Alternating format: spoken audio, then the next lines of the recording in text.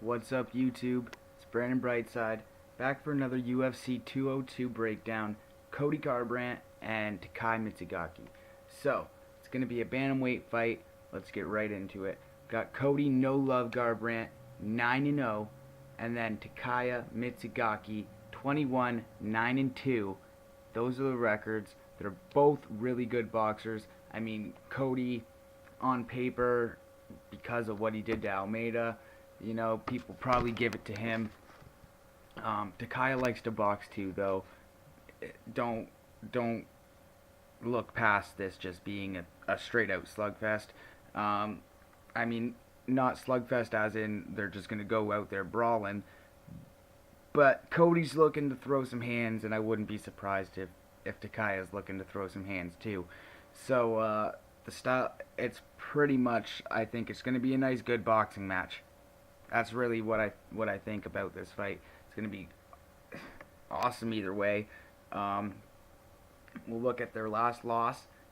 Cody, like I said, 9-0 as a professional, but he does have an amateur loss where he got KO'd. I think he's got like 2 amateur losses actually, but he does have an amateur loss, and his last loss that was recorded was a KO. He was knocked out. Now, does Takaya usually knock people out? No, doesn't happen. So is Cody in huge trouble of it happening? Probably not. Could it happen? Of course it could. Of course it could, especially if they're going to stand there and bang like I think they will. So you have Cody. His last loss was as an amateur, and it was a KO. He's looked amazing ever since, obviously 9-0. Just KO'd Thomas Almeida, who is 22-0, who Cody said padded his record by fighting cab drivers. And it's funny because if you compare the records of Almeida and Garbrandt seems to have more cab drivers than Almeida does. But what can you do? It was a funny comment. So now let's look at Takaya's last loss. Takaya's last loss was to Aljamain Sterling. It was the 3rd round submission. That was actually like just after the Dominic Cruz fight. I'm pretty sure. I think he lost again, and then possibly picked up the win. I'm pretty sure. So yeah, those are the last losses. Cody as an amateur was a KO. And Takaya, his last loss was to Aljamain Sterling, 3rd round submission. I didn't watch that fight, but the fight I did see was the Cruz fight, where Cruz absolutely dominated Mizugaki. And let's be brutally honest, Cruz dominated him, not just, he wrestled him and took him down. Cruz beat him up.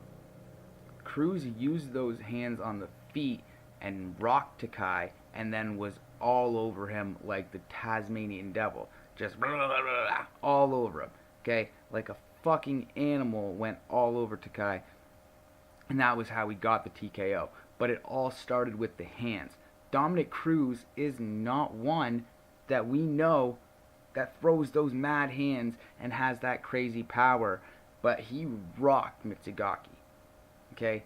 Garbrandt is someone who throws those crazy hands.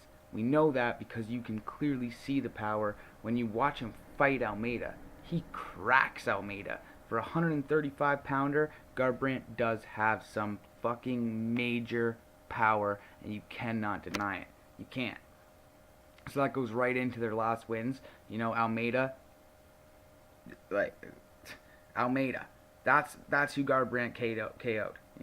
He was like 22-0 at that time. And Garbrandt comes in, he's fought nobody, and this and that and the next thing, and I don't agree with the things that were said beforehand, but you can't argue with results. You can't. Garbrandt got it done, so who knows when it comes to that fight that's over. I have a lot of problems with things that were said by both of them leading up to that fight. That's all over. But Garbrandt did come out with the win, and he did KO Almeida in the first round. Okay, first round, KO'd Almeida. So then we go to Mizugaki's last fight, or yeah, it was his last fight too, I'm pretty sure, but his last win, the decision over George Roop. Again, didn't watch that fight. I really haven't watched a lot of Mizugaki's fights.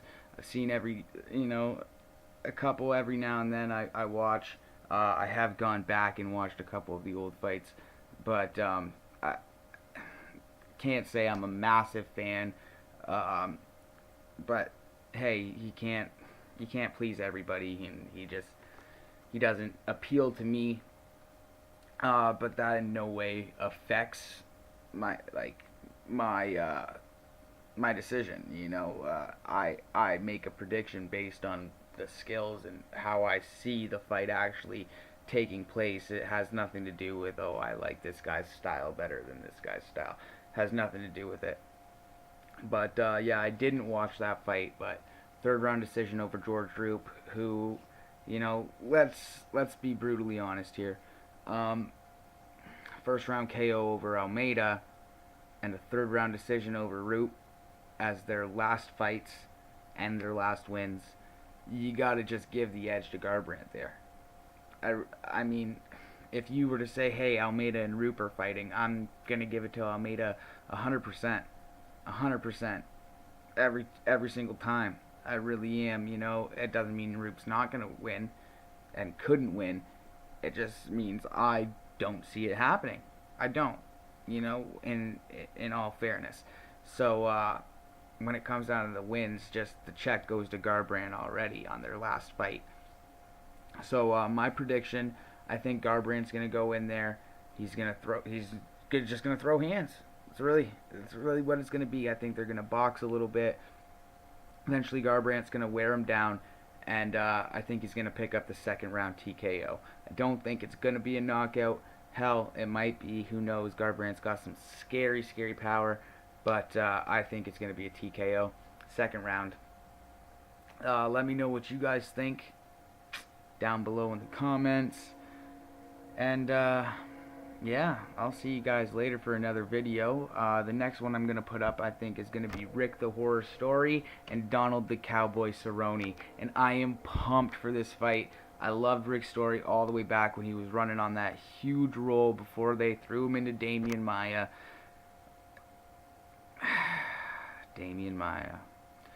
But yeah, I was a huge fan of Rick's story back then. Huge fan now. Donald Cerrone, you gotta love the cowboy. So that'll be my next video. Keep a lookout for it, and should be up really soon. I think I'm gonna actually start working on it right now. That's all I can say. Thanks, guys.